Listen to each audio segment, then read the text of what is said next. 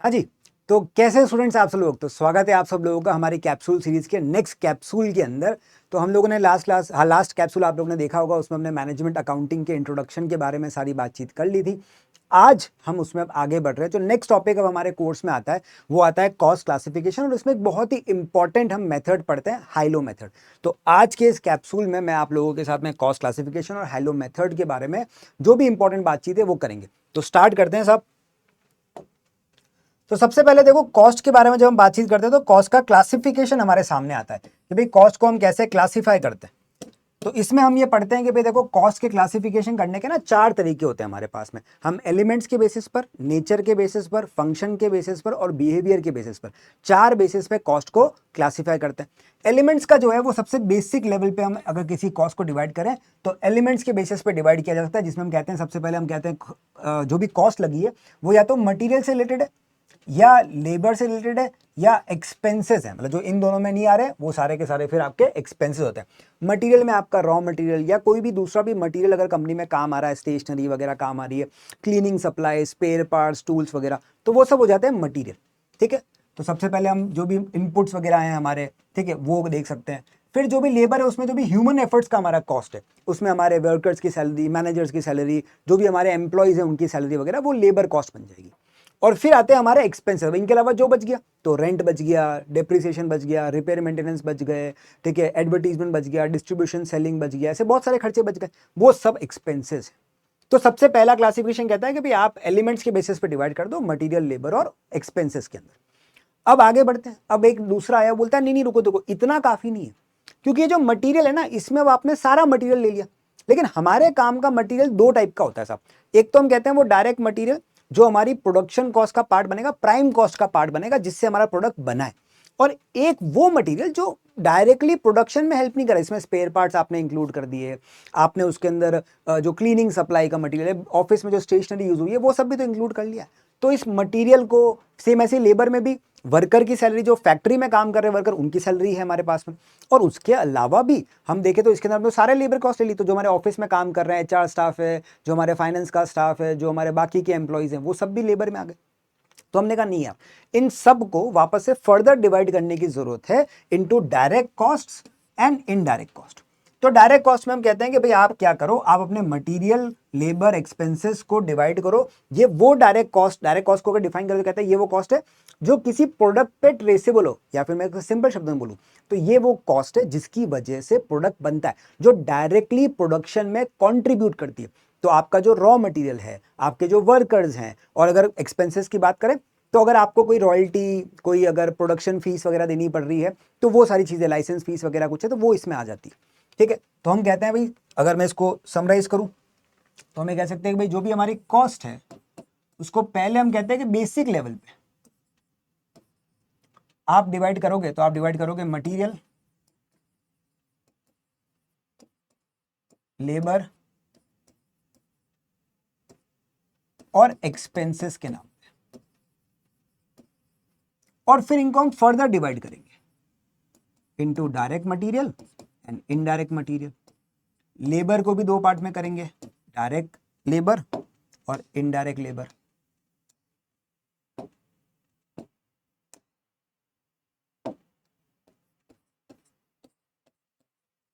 Expenses को भी वापस 2 पार्ट में डिवाइड किया जाएगा, डायरेक्ट एक्सपेंसेस और इनडायरेक्ट एक्सपेंसेस। ठीक है। तो कॉस्ट को पहले आपने डिवाइड करा एलिमेंट्स के बेसिस पे, फिर इन एलिमेंट्स को फर्दर डिवाइड करा नेचर के बेसिस पे। तो सबसे पहला क्लासिफिकेशन हो गया एलिमेंट्स,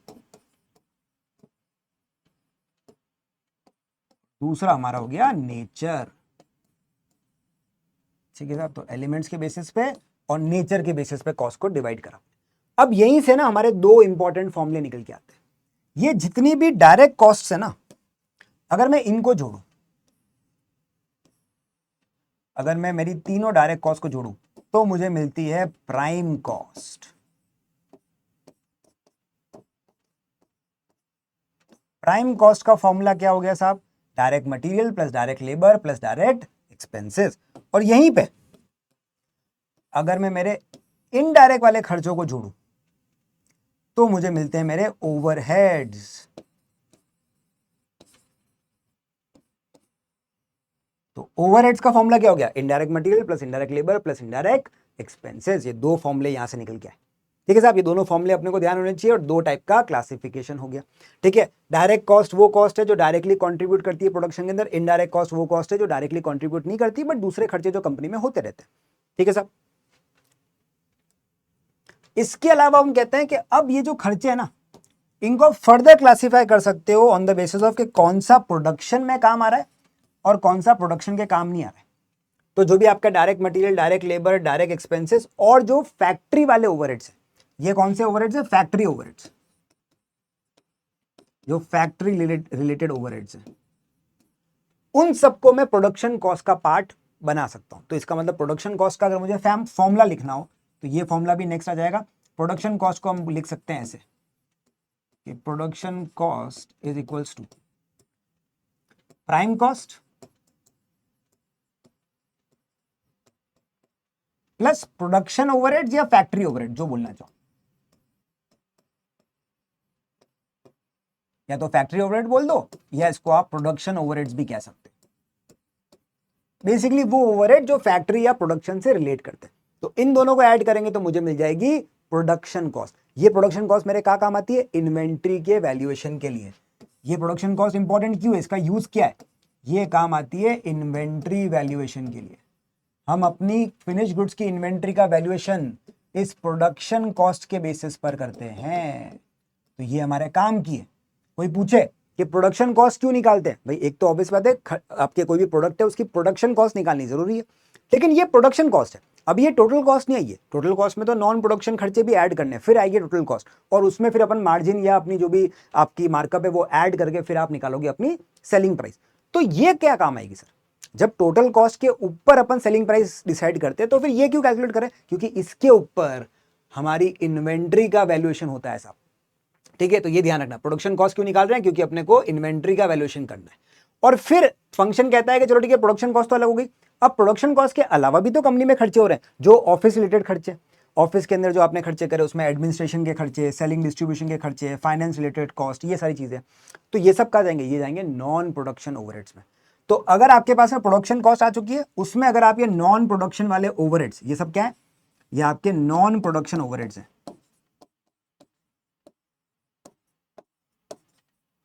ठीक है, तो अगर मैं अपने उस क्लासिफिकेशन के मेथड पे जाऊं तो हमने क्या करा था भाई, हमने सबसे पहले एलिमेंट्स और नेचर के हिसाब से डिवाइड करा खर्चों को। अब ये तो मेरी प्रोडक्शन की कॉस्ट है ही है। ठीक है, तो तीसरा क्लासिफिकेशन फंक्शन का,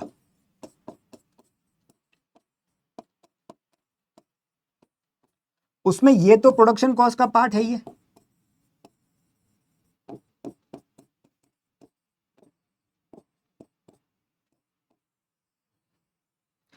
हम कहते हैं ओवरहेड्स को दो पार्ट में डिवाइड कर दो,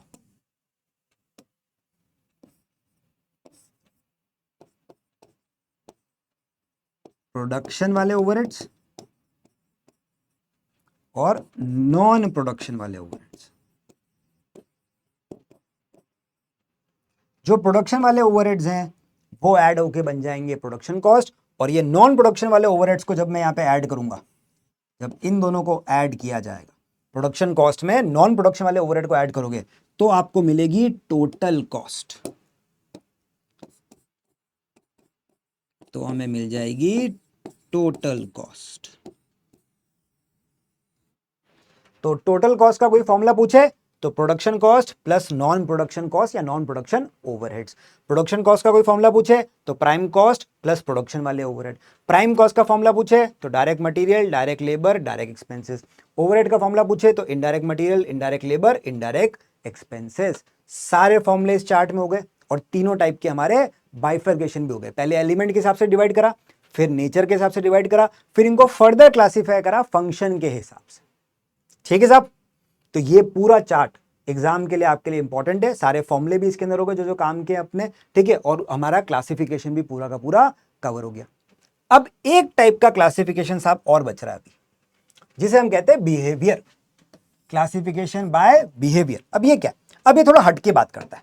ये कहता है ठीक है चलो आपने एलिमेंट, नेचर, फंक्शन के हिसाब से कॉस्ट को डिवाइड करा, which is a very good thing. But यार हम जब कॉस्ट को प्रिडिक्ट करने की बात करेंगे, कॉस्ट को हम मार्जिनल कॉस्टिंग या एब्जॉर्प्शन कॉस्टिंग में जब हम बातचीत करेंगे, तो हमें ना कॉस्ट को प्रिडिक्ट करने के बारे में सोचना होता है। तो हम कहते हैं कि यार ये तीन तो ठीक है, बट एक अलग टाइप का क्लासिफिकेशन और होना चाहिए कि कॉस्ट बिहेव कैसे करती है। जब हमारे एक्टिविटी लेवल में चेंज होता है, जब हमारे आउटपुट लेवल में चेंज होता है, तो हमारी कॉस्ट में कैसा चेंज होता है, चेंज होता है, नहीं होता है, ज्यादा चेंज होता है, कम चेंज होता है, जो भी है, तो वो बिहेवियर है। बिहेवियर क्या नापता है कि हमारी कॉस्ट में कितना चेंज होगा, रेट ऑफ चेंज क्या है, हो रही है चेंज या नहीं हो रही है, व्हेन वी सी कि हमारे आउटपुट लेवल में या प्रोडक्शन लेवल में चेंज हो रहा है। ठीक है, तो बिहेवियर से हमारा मतलब है change in cost when output level changes. ठीक है, चेंज को अपन डेल्टा के सिंबल से डिनोट करते हैं। ठीक है, चेंज को अपन डेल्टा का सिंबल बनाते हैं। तो चेंज इन कॉस्ट कब, जब आउटपुट लेवल चेंज हो रहा है, वो उसका बिहेवियर बताती है।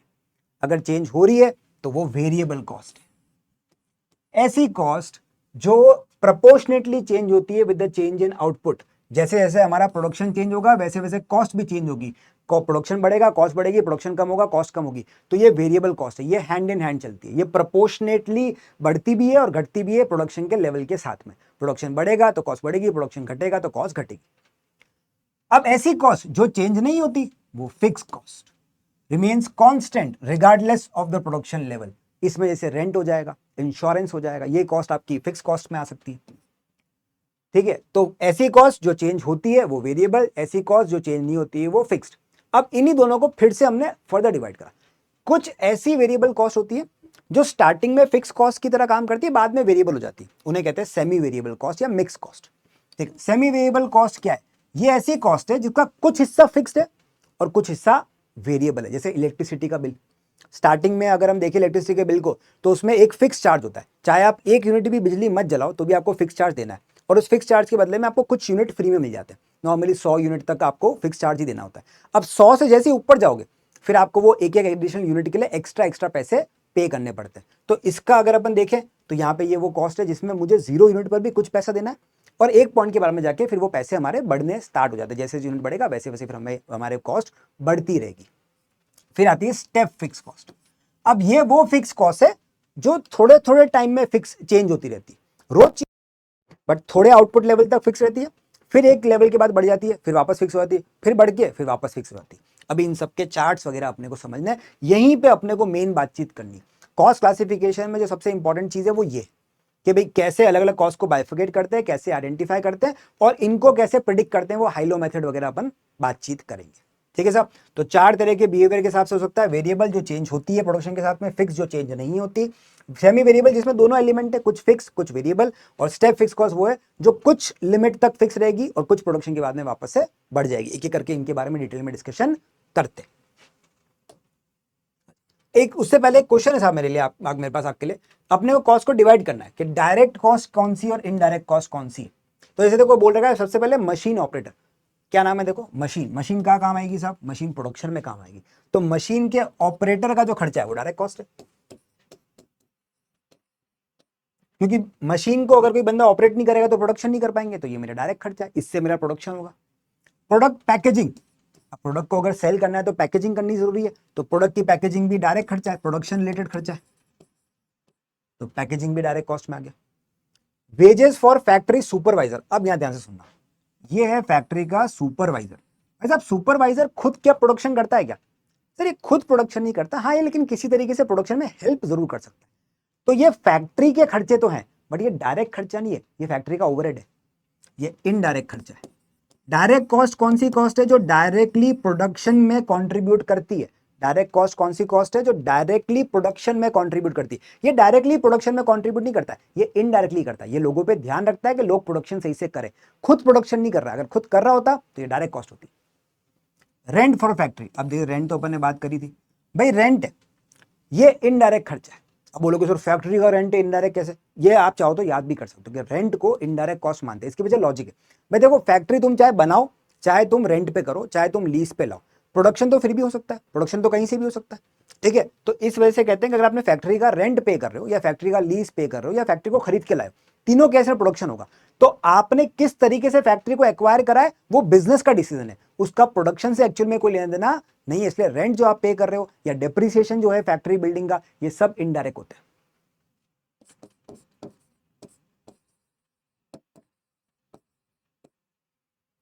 रॉ मटेरियल नाम से पता पड़ रहा है रॉ मटेरियल है, इसके बिना तो प्रोडक्शन होगा नहीं, तो ये तो डायरेक्ट है। फिर आया components brought from other supplier. Other supplier से जो कंपोनेंट खरीदे जा रहे हैं, क्यों, such as studs to decorate a sofa.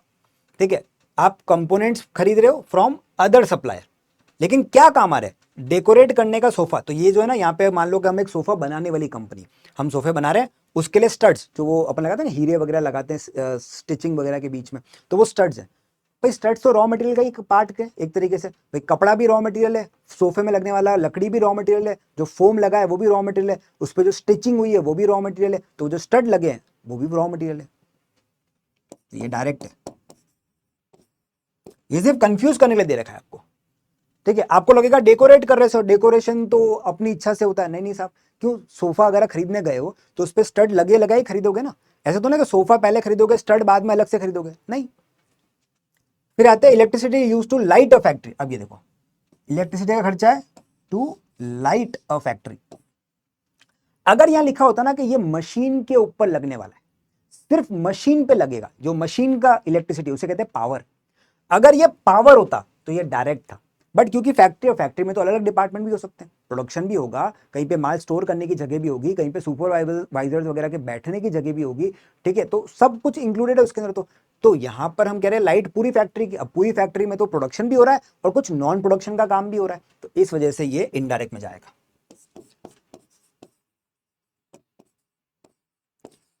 अगर यहां लिखा होता electricity used to power machines, power शब्द होता, या इलेक्ट्रिसिटी यूज टू, लाइट तो नहीं बोलते, पावर ही बोलते हैं, तो पावर मशीन होता, तो वो डायरेक्ट होता।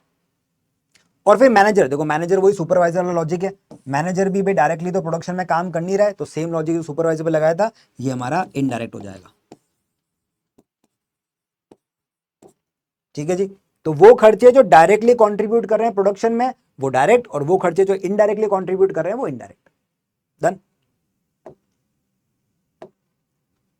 अब हमारे जो बिहेवियर के बारे में बात करनी थी, चार तरह की कॉस्ट है बिहेवियर के पॉइंट ऑफ व्यू से, वेरिएबल, फिक्स, सेमी वेरिएबल और स्टेप फिक्स। एक एक करके इनके बारे में बात करते हैं। सबसे पहले आती है साहब वेरिएबल कॉस्ट। ऐसी कॉस्ट जो चेंज होती है proportionately with the change in the level of activity और आउटपुट।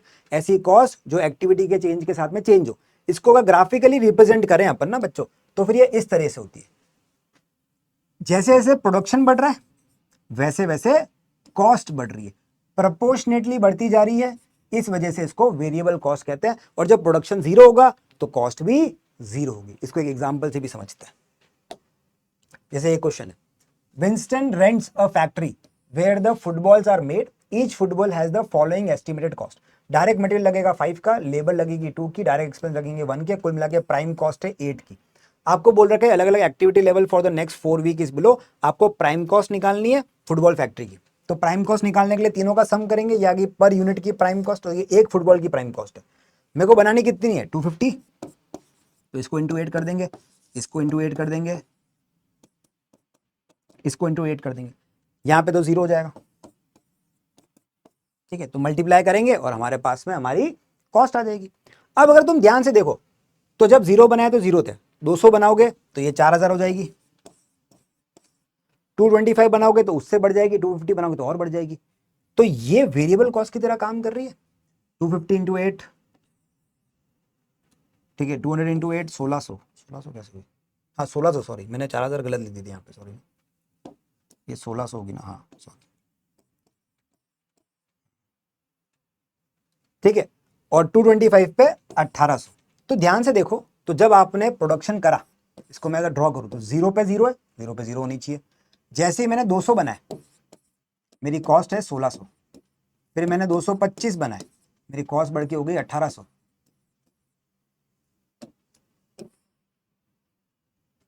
जब मैंने 250 बनाए तो मेरी कॉस्ट बढ़ के हो गई 2000। तो ये ऐसे बढ़ रही है, तो ये वेरिएबल कॉस्ट है, 0 से स्टार्ट हुई और आगे बढ़ती जा रही है। जैसे जैसे यूनिट्स बढ़ रहे हैं वैसे वैसे खर्चा बढ़ता जा रहा है। इसको अगर आप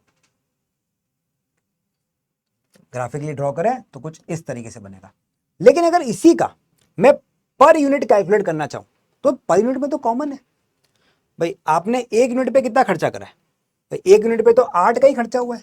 चाहे आप 200 बनाओ, चाहे 0 बनाओ, चाहे 250 बनाओ, चाहे 225 बनाओ, पर यूनिट का ग्राफ क्या बनेगा इसका, पर यूनिट में तो कॉस्ट 8 ही रहेगी सबकी। तो यहां पे जब आप पर यूनिट का ग्राफ बनाओगे इसका तो वो कुछ ऐसा बनेगा, कांस्टेंट। तो ये ध्यान रखना है, वेरिएबल कॉस्ट का टोटल ग्राफ जो बनता है, टोटल वेरिएबल कॉस्ट का ग्राफ जो बनता है वो अपवर्ड फेसिंग, अपवर्ड स्लोपिंग होता है। और जब इसी को आप पर यूनिट में कन्वर्ट करोगे तो वो फिक्स हो जाएगा, क्योंकि पर यूनिट की वेरिएबल कॉस्ट तो फिक्स है, पर यूनिट में वेरिएबल कॉस्ट चेंज नहीं हो रही। ठीक है साहब। फिक्स कॉस्ट वो कॉस्ट है जो सेम रहती है irrespective of the output level. Output level कुछ भी हो, वेरिएबल फिक्स कॉस्ट तो फिक्स रहेगी। तो फिक्स कॉस्ट का जो ग्राफ है, जैसे एग्जांपल में मान लो 5,000 का आप रेंट पे करते हो, तो आप चाहे 1 बनाओ, 2 बनाओ, 10 बनाओ, 15 बनाओ, 20 बनाओ, रेंट तो 5,000 पे करना है तो वो तो उतना का उतना ही रहेगा, तो ये फिक्स है। लेकिन इसी को जब आप पर यूनिट में कन्वर्ट करोगे ना तो ये डाउनवर्ड स्लोपिंग ग्राफ बनेगा। सर डाउनवर्ड स्लोपिंग क्यों होगा, जरा एक क्वेश्चन से देखते हैं। एक क्वेश्चन है, इसे देखो, विंस्टन रेंट करता है एक फैक्ट्री को $200 पर वीक पे, तो पर वीक आपको $200 का रेंट पे करना पड़ता है। ठीक है, आप इतने इतने प्रोडक्ट बनाते हो अलग अलग एक्टिविटी लेवल पे, आपको फिक्स कॉस्ट निकालना है पर यूनिट फॉर विंस्टन। तो अगर आपने 250 बनाए तो पर यूनिट कितना खर्चा हो जाएगा फिक्स कॉस्ट में, 200 बनाए तो कितना होगा, 225 बनाए तो कितना होगा। अगर इसको पर यूनिट में कन्वर्ट करें तो भाई 200 का खर्चा है, 250 बनाए तो पर यूनिट लगे 0.8, 200 डिवाइड बाई 200 ये हो गए 1, और जब 225 बनाए तो 200 डिवाइड बाई 225 0.89। तो ये आपका पर यूनिट का खर्चा आ रहा है। ठीक है ना, ये टोटल कॉस्ट है, फिक्स कॉस्ट, ये मेरे यूनिट्स हैं, तो फिक्स कॉस्ट पर यूनिट, तो यूनिट से डिवाइड करा फिक्स कॉस्ट को, ये मेरे पास में पर यूनिट की फिक्स कॉस्ट आ गई। अब इसको अगर मैं ध्यान से देखूं तो भाई देखो, जब मैंने 200 बनाए तो फिक्स कॉस्ट 1 है पर यूनिट में, जब मैंने 225 बनाए तो फिक्स कॉस्ट गिर के 0.89 हो गई, और जब मैंने 250 बनाए तो फिक्स कॉस्ट और गिर के 0.80 हो गई।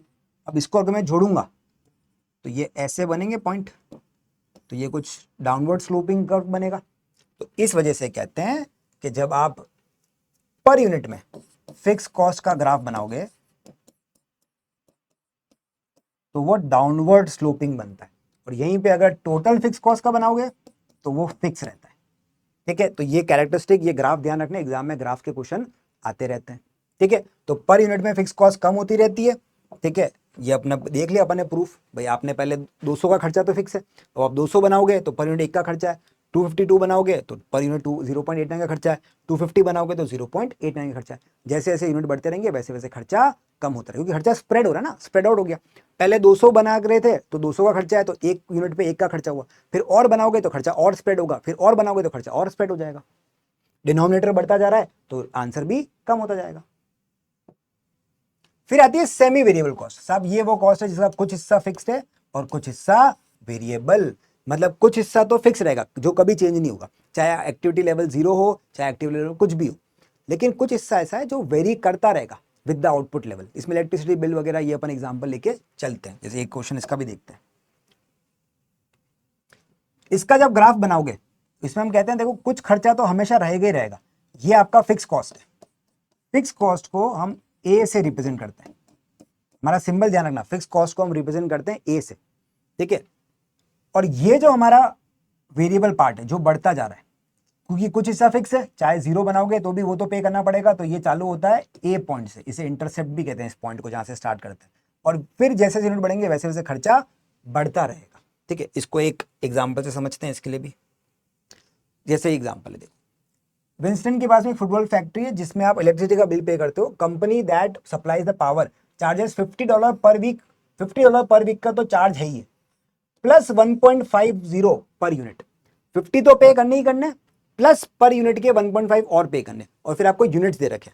अब अगर आपने कुछ भी बिजली नहीं जलाई, 0 करा, तो भी 50 का फिक्स चार्ज तो पे करना ही करना है। चलो वेरिएबल कॉस्ट 0 हो जाएगी, बट 50 तो पे करना ही पड़ेगा मेरे को। ठीक है, तो टोटल कॉस्ट हो गई 50।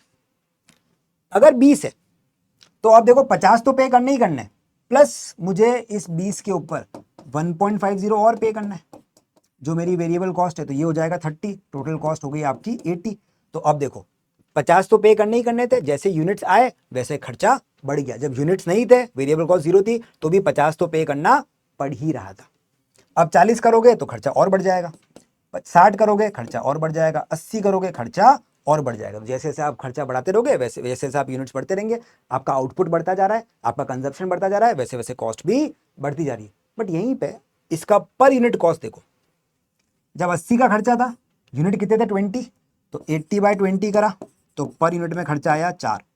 जब 110 का खर्चा था, यूनिट थे 40, तो 110 डिवाइड बाय करा 40, तो पर यूनिट में खर्चा आया 2.575।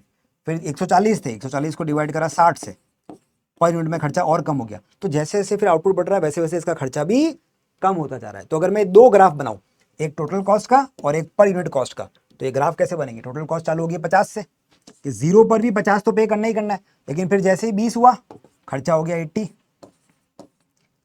40 हुआ खर्चा हो गया 110, तो खर्चा बढ़ता जा रहा है। लेकिन यही पर यूनिट में ये गिरता जा रहा है। एक चीज ध्यान रखना, ये कभी भी गिर के अपनी वेरिएबल कॉस्ट पर यूनिट से कम नहीं हो सकता।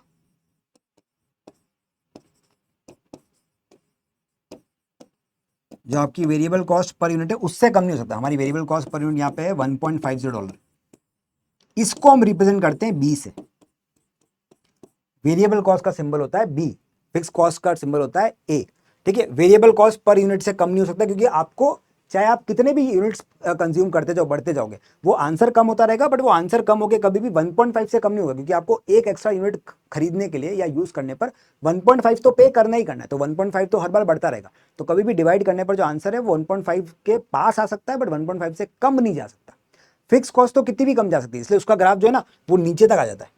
ये ग्राफ कभी भी इस वेरिएबल कॉस्ट पर यूनिट के नीचे नहीं आएगा। ये लाइन जो है ये वेरिएबल कॉस्ट पर यूनिट की लाइन है, ये मेरा बी है, तो बी से कम नहीं हो सकता, ये अपने को ध्यान रखना है। ठीक है साहब, तो ये अपनी सेमी वेरिएबल कॉस्ट, ये इसका ग्राफ है। ठीक है, जैसे जैसे यूनिट बढ़ रहे हैं वैसे वैसे खर्चा बढ़ता जा रहा है, तो टोटलिटी के अंदर ये इस तरीके से ग्रो करेगा। स्टार्ट ध्यान रखना, स्टार्ट होगा ए से, फिक्स कॉस्ट से स्टार्ट होता है, फिक्स कॉस्ट से नीचे नहीं जाता ये। अब आती है फिर लास्ट में स्टेप फिक्स कॉस्ट। सर ये क्या है? ये फिक्स कॉस्ट का भाई है। फिक्स कॉस्ट क्या कहती है कि मैं फिक्स रहूंगी चाहे आपका आउटपुट लेवल कुछ भी हो। स्टेप फिक्स कॉस्ट कहती है कि जैसे जैसे आपका आउटपुट लेवल चेंज होगा ना, एक पॉइंट के बाद शायद बढ़ जाए। जैसे मान लो आपकी फैक्ट्री के अंदर कैपेसिटी है कि आप इस फैक्ट्री से 10,000 यूनिट बना सकते हो, तो आपने एक फैक्ट्री रेंट पे ले रखी, उससे 10,000 यूनिट बन जाते हैं। अब आपकी डिमांड होगी 20,000 की या 15,000 की, तो एक्स्ट्रा यूनिट के लिए आपको अब एक नई फैक्ट्री लेनी पड़ेगी। तो जैसे 10,000 बनाओगे तब तक एक फैक्ट्री का रेंट जा रहा है, जैसे 10,000 से एक यूनिट भी एक्स्ट्रा बनाओगे, अब 2 फैक्ट्री की जरूरत है, तो अब 2 फैक्ट्री का रेंट जाएगा। तो रेंट पहले तो था इतना, मान लो 10,000 यूनिट तक, जैसे ही आगे गए अब ये रेंट बढ़ जाएगा, फिर वापस नेक्स्ट 10,000 के लिए रेंट हो जाएगा फिक्स, फिर और आगे गए फिर बढ़ के बढ़ जाएगा। तो ये स्टेप फिक्स कॉस्ट, स्टेप बन गया ना, सीढ़ियां बन गई 1 2 3, तो 3 स्टेप बन गए, इसलिए इसको स्टेप फिक्स कॉस्ट कहते हैं। ठीक है, ये इसका ग्राफ बनता है। अब हमारे से ना एग्जाम में पूछे जाते हैं कि सर कॉस्ट को ना आइडेंटिफाई करो। क्वेश्चन में कॉस्ट दे रखी होगी और आपको बोला जाएगा आइडेंटिफाई करो कि ये कॉस्ट वेरिएबल है, सेमी वेरिएबल है, कौन सी है। तो कैसे करें? इसके लिए हम कहते हैं भाई साहब देखो, जो फिक्स कॉस्ट है उसको आइडेंटिफाई कैसे करेंगे भाई? वो टोटल में तो फिक्स रहती है और पर यूनिट में गिरती रहती है। तो फिक्स कॉस्ट को आइडेंटिफाई करेंगे ऐसी कॉस्ट जो पर यूनिट में हमेशा फिक्स्ड हो। वेरिएबल कॉस्ट वो कॉस्ट होती है जो पर यूनिट में रहती है कांस्टेंट। तो इसको कांस्टेंट जो है जो पर यूनिट में, यहां पे देखेंगे जो फिक्स है टोटलिटी में, यहां पे वो कॉस्ट जिसको हम देखेंगे कि जो पर यूनिट में फिक्स्ड है। तो इन दोनों को तो ऐसे आइडेंटिफाई करेंगे। स्टेप फिक्स कॉस्ट को देख के पता पड़ जाएगी, जिसका स्टेप बन रहा हो तो उसको देख के पता लगाओ। अब जो बच गया वो हमारी सेमी वेरिएबल कॉस्ट है। सेमी वेरिएबल कॉस्ट वो है जो टोटलिटी में तो बढ़ती है बट पर यूनिट में गिरती है। ठीक है, तो ये आपको डिफरेंशिएशन जो एग्जाम में हमारे काम आएगा। अब इसके लिए क्वेश्चन से इसको समझते हैं। ठीक है, तो ये क्वेश्चन है, 4 कॉस्ट है, अपने को आइडेंटिफाई करनी है कौन सी कॉस्ट किस कैटेगरी के अंदर आएगी। तो देखो ध्यान से अगर देखो तो मेरे को ना सबसे पहले दिमाग में रखना है, अपन फिक्स कॉस्ट और स्टेप फिक्स कॉस्ट को पहले निकाल सकते हैं। तो मैंने ध्यान से देखा भाई ये आ रहा है 7 7 7 7, ओ फिक्स्ड है, तो ये तो फिक्स कॉस्ट होगी। फिक्स कॉस्ट वो होती है जो टोटलिटी में फिक्स रहती है, तो T3 कट गया। फिर आया भाई T4। अब T4 देखो क्या कह रहा है, 12,500 12,500 फिक्स चल रहा है, बढ़ गया 17, फिर 17 17, ओ स्टेप फिक्स को बन गया ये तो। पहले सेम रहा फिर बढ़ के सेम रहा, स्टेप बन गया, ये आ गई स्टेप फिक्स कॉस्ट।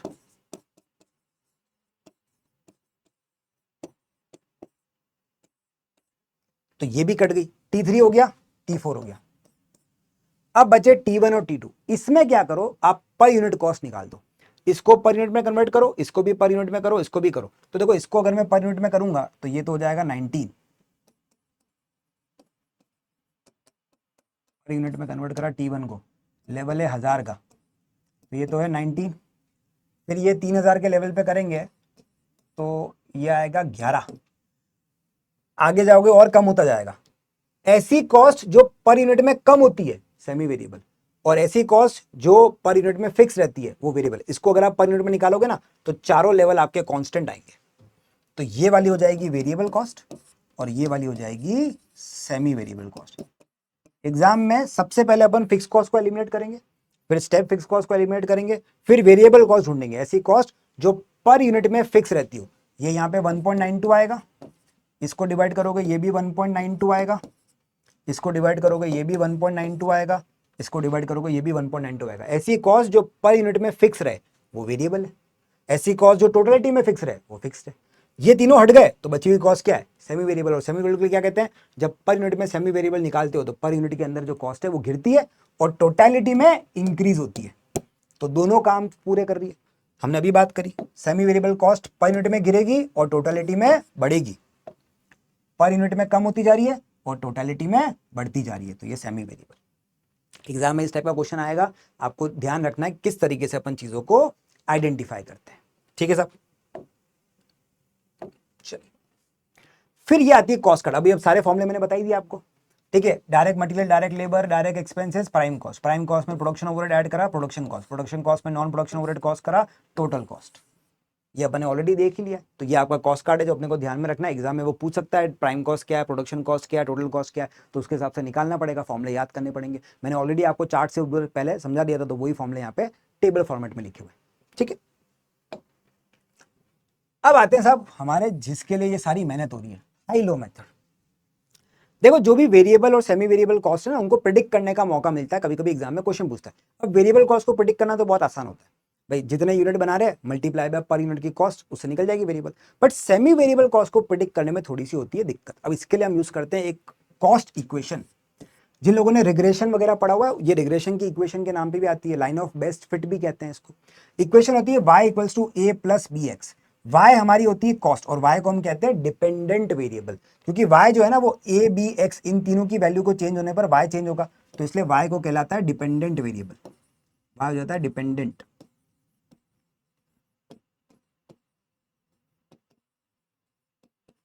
ठीक है, तो y तो मेरी कॉस्ट है और ये डिपेंडेंट है किस पे, ए बी और एक्स पे। ए क्या है साहब, ए मेरी फिक्स कॉस्ट है टोटलिटी में, जिसको मैं इंटरसेप्ट भी कहता हूं, ठीक है, इसको इंटरसेप्ट भी कहता हूं, ठीक है। और बी जो है वो मेरा वेरिएबल कॉस्ट पर यूनिट है, जिसको अपन स्लोप भी कहते हैं। स्लोप कह लो, ग्रेडियंट भी कहते हैं, अलग जगह, कुछ जगह पर स्लोप बोलते हैं, कुछ जगह ग्रेडियंट बोलते हैं, मतलब सेम होता है। और जो एक्स है मेरा, वो मेरे होते हैं यूनिट्स या आउटपुट लेवल, जिस लेवल का आपको आंसर चाहिए। और ये जो है साहब, ये मेरा होता है इंडिपेंडेंट वेरिएबल।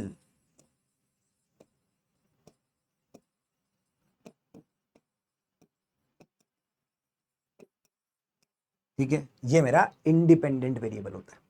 तो अगर मैं इसी पॉइंट ऑफ व्यू से सेमी वेरिएबल कॉस्ट को लिखना चाहूं तो मैं ऐसे लिख सकता हूं, total cost which is Y is equals to fix cost which is A plus variable cost का एलिमेंट भी होगा इसके अंदर, तो ये हो गया मेरा बी और ये हो गया मेरा एक्स, वही बी एक्स है, ठीक है ना, लिखा इधर ऐसे, इसको मैं बी एक्स भी लिख सकता हूँ।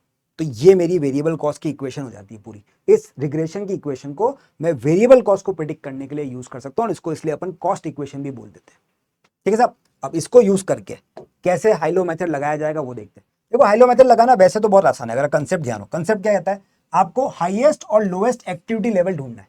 क्या कह रहे हैं, एक्टिविटी लेवल। पहले क्वेश्चन में से हाईएस्ट और लोएस्ट एक्टिविटी लेवल निकालो, उनके कोरस्पॉन्डिंग फिर कॉस्ट निकालो, हाईएस्ट और लोएस्ट एक्टिविटी लेवल की कॉस्ट निकालो और फिर ये फॉर्मूला लगा लो। पहले निकलेगा B variable cost. Variable cost का फॉर्मूला होता है change in total cost divide by change in activity level. High low level के बीच का डिफरेंस और हाई लो लेवल की कॉस्ट के बीच का डिफरेंस, उन दोनों को डिवाइड करोगे, बी निकल जाएगा। फिर ए निकालने के लिए आप सब्स्टिट्यूशन का यूज करते हो। अब आपके पास में देखो एक हाई लेवल है एक लो लेवल है, तो यूनिट्स का लेवल है और उनकी कॉस्ट भी है मेरे पास में, तो मेरे पास एक हाई कॉस्ट एक लो कॉस्ट है। अब मैं हाई हाई वाले दोनों वैल्यू को लेकर के मेरी इस इक्वेशन में डाल सकता हूं और मुझे ए मिल सकती है। कैसे मिलेगी जरा भी देखते हैं। एक क्वेश्चन है अपने सामने, एग्जाम्पल 6 देखो क्या कह रहा है। आउटपुट है 200 यूनिट का, उस पर खर्चा है 7,000, फिर 300 पे 8,000, 400 पे 9,000। हम क्या कह रहे हैं, हमें चाहिए लोएस्ट लेवल और हमें चाहिए हाईएस्ट लेवल, इनकी कॉरस्पॉन्डिंग कॉस्ट्स, ये हो गई लो कॉस्ट, ये हो गई हाई कॉस्ट। ठीक है, हाई लेवल लो लेवल और उनके कॉरस्पॉन्डिंग जो खर्चा है। अब जरूरी नहीं है कि ये हाईएस्ट और लोएस्ट हो, ये हाईएस्ट और लोएस्ट होनी चाहिए बस। ठीक है, अब फॉर्मूला लगाते हैं साहब। तो मेरा सबसे पहले मुझे चाहिए वेरिएबल कॉस्ट, बी के लिए क्या कहते हैं, चेंज इन कॉस्ट,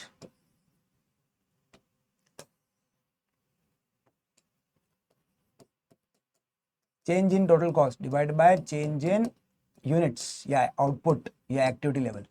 अब टोटल कॉस्ट का डिफरेंस कितना है साहब, तो 9,000 माइनस 7,000 डिवाइड बाय यूनिट्स के बीच का difference 400 minus 200, sir 2,000 divide by 200 10, ये तो आ गई बी, बी आ गई। अब मुझे निकालनी है फिक्स कॉस्ट।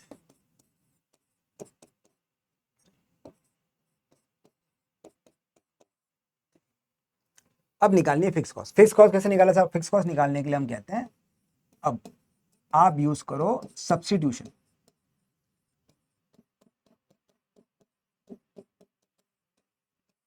हमारी इक्वेशन है y equals to a plus B x. इसमें y टोटल कॉस्ट है, तो टोटल कॉस्ट या तो लो ले लो या हाई ले लो, और अगर हाई कॉस्ट ले रहे हो तो हाई लेवल लेना, लो कॉस्ट ले रहे हो तो लो लेवल लेना। मान लो मैं लो लेके चलता हूं, तो लो वाली कॉस्ट है 7,000, ए मुझे पता नहीं है, बी मेरे को पता पड़ गया है।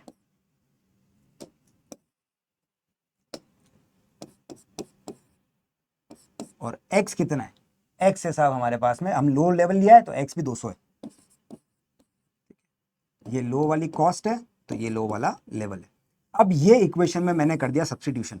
अब इसको a के लिए सॉल्व करें तो a will be equal to, ये इधर चला जाएगा, 7,000 माइनस 10 इंटू 200, सॉल्व करोगे तो a निकल के आएगा 5,000, 7 माइनस 2 5,000 आ गया a। अब मतलब मेरी इक्वेशन बन गई।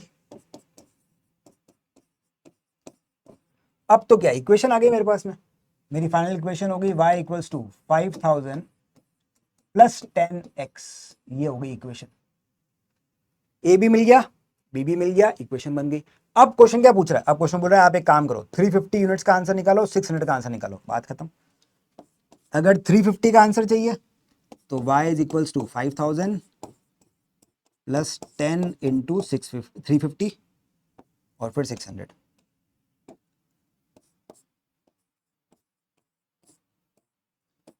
तो ये क्या हो जाएगा, 5,000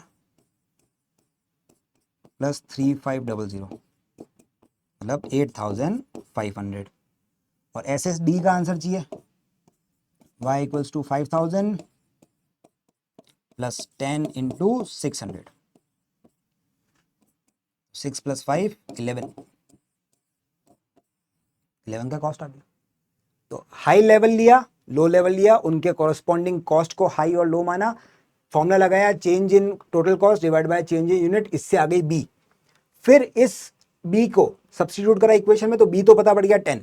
अब कहीं से y और x मिल जाए तो a पता पड़ जाएगा। तो मैंने कहा y और x के लिए क्या करो, या तो लो लेवल लो कॉस्ट या फिर हाई लेवल हाई कॉस्ट ले लो, किसी को भी यूज करो, आंसर सेम आएगा। ये मैंने लो से करा है, ऐसे तुम हाई से भी कर सकते थे, हाई से करते, ठीक है। तो यहाँ पे हो जाता 9,000 is equals to a plus 10 into 400, तो 4,000 माइनस 9,000 करता तो भी 5,000 ही आता। तो हाई लेवल लो चाहे लो लेवल लो, दोनों से आंसर आपका सेम ही आएगा। ठीक है साहब, तो ये हाई लो हो गया। अब हाई लो में बस सब एक ही चीज है जहां पे दिमाग लगाना पड़ता है, जब हाई लो में स्टेप फिक्स कॉस्ट या वेरिएबल कॉस्ट में कुछ चेंज वाला केस आ जाए, ये है साहब जो स्टार पॉइंट है, ये है जहां पे दिक्कत हो सकती है एग्जाम में। क्या कह रहे हैं, जहां पे फिक्स कॉस्ट स्टेप हो जाए या वेरिएबल कॉस्ट चेंज हो जाए, यहां क्या करना है, एक सिंपल सा ध्यान रखना, आपको सिर्फ एक चीज ध्यान रखनी है, आपको यहाँ पे एक्टिविटी लेवल जो हाई और लो लेवल है वो सबसे हाईएस्ट और सबसे लोएस्ट वाले नहीं लेने। आपको ध्यान रखना है कि आपका एक्टिविटी लेवल वो लेना है जहां पे फिक्स कॉस्ट या तो सेम रहे, या अगर आपको वो लेवल जहां पे आपका वेरिएबल कॉस्ट सेम रहे। तो ऐसा हाई या ऐसा लो लेवल लो जहां पे अगर फिक्स कॉस्ट चेंज हो रही है तो फिक्स कॉस्ट सेम रहे उस रेंज में, या वेरिएबल कॉस्ट अगर चेंज हो रही है तो वेरिएबल कॉस्ट सेम रहे, दोनों क्वेश्चन में से जो दे रखा हो। और फिर हाई लो लगा लो, नॉर्मल तरीके से बी निकालो, ए निकालो, और फिर उसके हिसाब से अपने आंसर को ढूंढने की कोशिश करो। बस इतना ध्यान रखना है कि जब फिक्स कॉस्ट या वेरिएबल कॉस्ट में चेंज हो रहा है तो हम वो हाई और लो लेवल लेंगे जहां पे एटलीस्ट फिक्स कॉस्ट या वेरिएबल कॉस्ट सेम रहे, चेंज ना हो। एक क्वेश्चन से इसको भी समझ लेते हैं। देखो, an organization wants to estimate the total cost of producing 4000 units using the following information. 1000 unit का खर्चा ये रहा, 2000 का ये रहा, 3000 का ये रहा। क्वेश्चन क्या कह रहा है? Fix cost increases by 20% when the number of unit produced is more than 2000। ओहो, मतलब 2000 के ऊपर, 2000 या उससे ज्यादा जाऊंगा, ठीक है, मोर देन 2000 के ऊपर जाऊंगा तो मेरी फिक्स कॉस्ट 20% से बढ़ जाएगी। इसका मतलब अगर फिक्स कॉस्ट यहां पे ए है तो यहां पे ए प्लस 20% हो जाएगी। तो मेरे को अब जो हाई लो लेवल लेना है वो ऐसे दो लेवल लेने हैं जहां पे फिक्स कॉस्ट सेम है। अब 3 लेवल है, 3 में से कोई 2 ऐसे चूज करो जहां पे फिक्स कॉस्ट सेम रहेगी, यहाँ पे फिक्स कॉस्ट चेंज हो रही है। अगर वेरिएबल कॉस्ट चेंज होती तो मैं वेरिएबल कॉस्ट जहां पे सेम होती वो लेके चलता। अभी फिक्स कॉस्ट चेंज हो रही है तो यहां पे फिक्स कॉस्ट सेम है, तो ये मेरा हो गया लो लेवल, ये हो गया हाई लेवल। अब किसी बच्चे के दिमाग में आएगा कि सर ये तो हाई लेवल तो ये है, बच्चा लेकिन क्या बोला, जब वेरिएबल कॉस्ट या फिक्स कॉस्ट चेंज हो रही हो तो आप पहले तो देखो कहां पे चेंज हो रही है। तो सर 2000 के ऊपर जाके चेंज होती है, 2000 के नीचे फिक्स रहती है, ठीक है। 2000 के नीचे ए है, 2000 के ऊपर ए प्लस 20% है। तो मैं क्या बोलूंगा, अब जहां पे दो ऐसे लेवल लो जहां पे फिक्स कॉस्ट सेम है या वेरिएबल कॉस्ट है तो वेरिएबल कॉस्ट सेम है, ये वो दो लेवल है जहां पे फिक्स कॉस्ट और वेरिएबल कॉस्ट सेम है। तो इन दोनों को हाई लो मानना पड़ेगा, जबकि भले ही ये हाईएस्ट लेवल ना भी हो तो भी इसको हाई लेवल मानेंगे। तो ये फिर हाई कॉस्ट और ये लो कॉस्ट हो गई। बस अब तो फॉर्मूला लगाना है। तो अब बी निकालेंगे, तो change in total cost divide by change in units. Units तो 2000 माइनस 1000 है। कॉस्ट जो है हमारी वो 4800 और 9800 है। 9800 तो ये 5000 डिवाइड बाय 1000 है, मतलब बी तो 5 हो गया। अब ए निकालना है, ए निकालने के लिए करेंगे सब्स्टिट्यूशन।